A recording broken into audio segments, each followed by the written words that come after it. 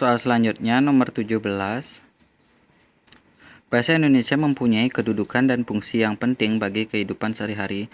Oleh karena itu, sasaran pembelajaran bahasa Indonesia di SD adalah peserta didik terampil dalam berbahasa Indonesia. Dengan kata lain, mampu berkomunikasi secara efektif, baik lisan maupun tulisan. Berdasarkan hal tersebut, rumusan yang tidak terkait dengan tujuan pembelajaran bahasa Indonesia di bawah ini adalah: A. Peserta didik mampu berkomunikasi secara efektif dan efisien dengan etika yang berlaku, baik lisan maupun tertulis. B. Peserta didik dapat menghargai bahasa dan bangga menggunakan bahasa Indonesia sebagai bahasa persatuan dan bahasa negara. C. Peserta didik mampu menguasai konsep fonologi, morfologi, sintaksis, semantik, dan pragmatik dalam bahasa Indonesia. D. Peserta didik dapat menikmati dan memanfaatkan karya sastra untuk meningkatkan wawasan, memperhalus budi pekerti, serta meningkatkan pengetahuan dan kemampuan bahasa. E. Peserta didik mampu menggunakan bahasa Indonesia untuk meningkatkan kemampuan intelektual serta kematangan emosional dan sosial. Jawabannya adalah C. Peserta didik mampu menguasai konsep fonologi, morfologi, sintaksis, semantik, dan pragmatis dalam bahasa Indonesia. Tujuan pembelajaran Indonesia di SD adalah peserta didik mempunyai kemampuan berbahasa Indonesia yang baik dan benar, serta dapat menghayati bahasa dan sastra Indonesia sesuai situasi dan tujuan berbahasa serta tingkat pengalaman peserta didik. Dari tujuan tersebut, jelas tergambar fungsi pembelajaran bahasa Indonesia di SD adalah wadah untuk mengembangkan kemampuan peserta didik dalam menggunakan bahasa sesuai dengan fungsi bahasa, yaitu sebagai alat komunikasi. Lulusan SD diharapkan dapat berkomunikasi dan berinteraksi dengan baik di lingkungan. Konsep-konsep dan teori-teori kebahasaan belum dapat diberikan untuk peserta didik usia SD. Soal selanjutnya nomor 18. Bahasa mempunyai peranan penting dalam perkembangan intelektual, sosial, dan emosional. Bahasa Indonesia merupakan bahasa pengantar pendidikan di semua jenis jenjang pendidikan. Di bawah ini peran penting pembelajaran bahasa Indonesia di SD kecuali: A. Sebagai sarana berpikir untuk menumbuh kembangkan cara berpikir logis, sistematis, dan kritis. B. Sebagai sarana mempercepat penguasaan ilmu pengetahuan dan teknologi.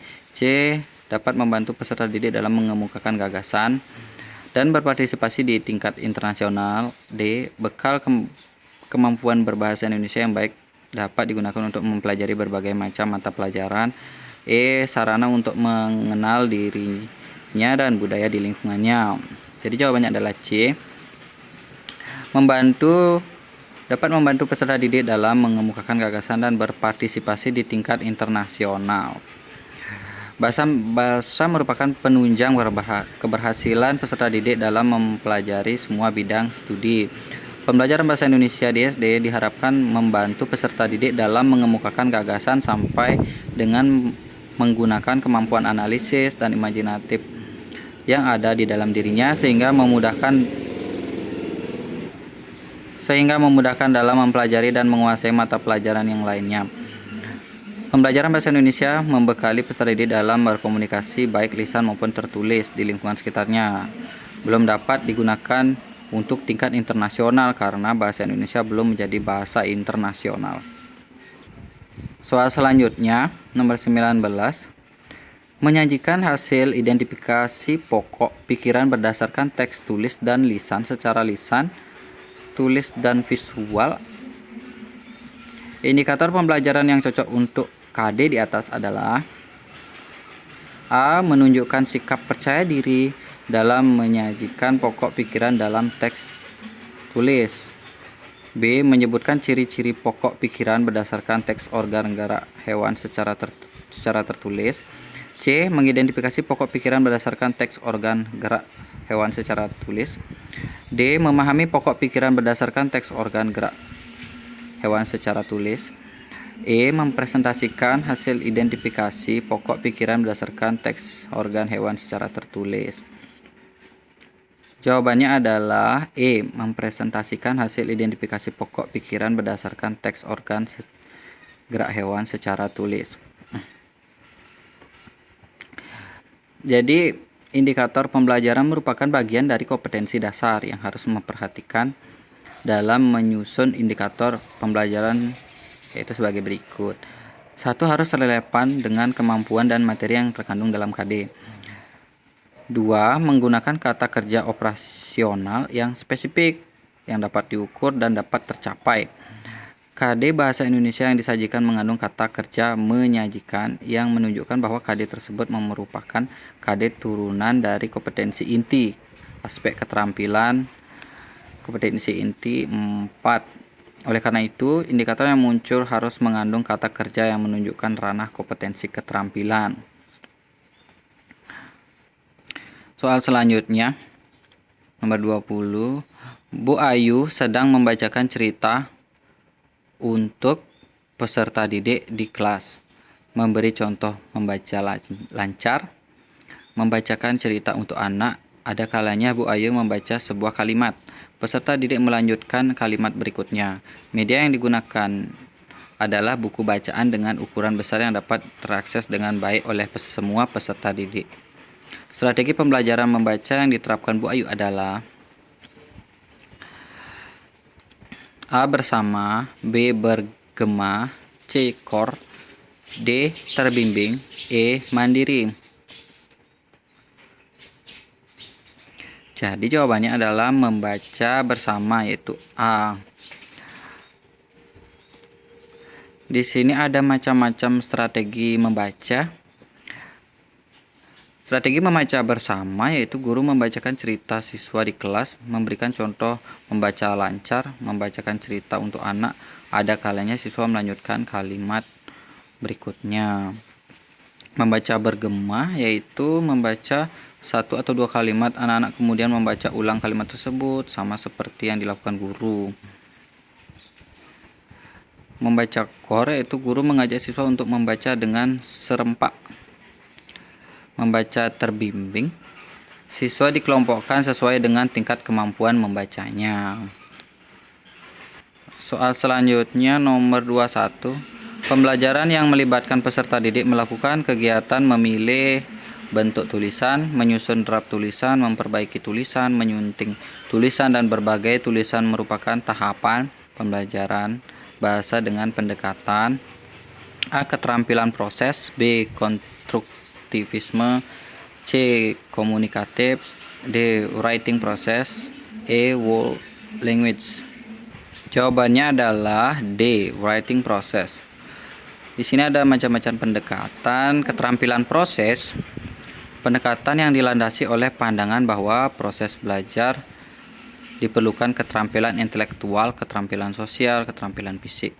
Kalau pendekatan konstruktivisme adalah proses berpikir secara aktif, proses berpikir sebagai upaya menghubungkan pengalaman dan pengetahuan yang dimiliki.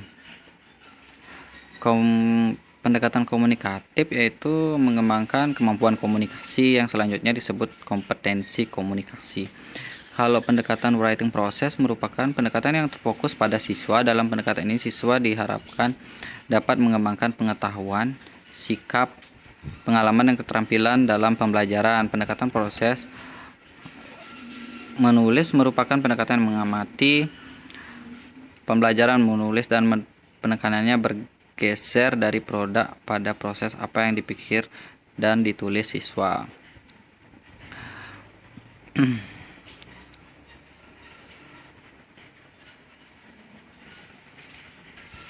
Soal nomor selanjutnya nomor 22. Jadi kita langsung ke intinya pertanyaannya. Langkah-langkah kegiatan yang tepat untuk melengkapi kegiatan pembelajaran di atas adalah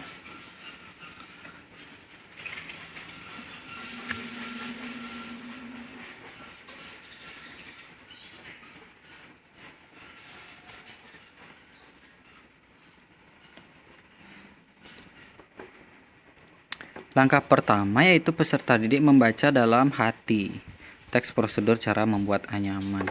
Kedua, peserta didik dan guru bertanya jawab tentang teks prosedur. Ketiga, peserta didik membuat anyaman. Keempat, peserta didik secara berpasangan membandingkan karya anyaman. Yang kelima, guru mengambil teks prosedur yang telah dibagikan. Sehingga selanjutnya yaitu jawabannya E, yaitu peserta didik menyajikan hasil anyaman disertai dengan penjelasan secara lisan tentang langkah-langkah pembuatannya.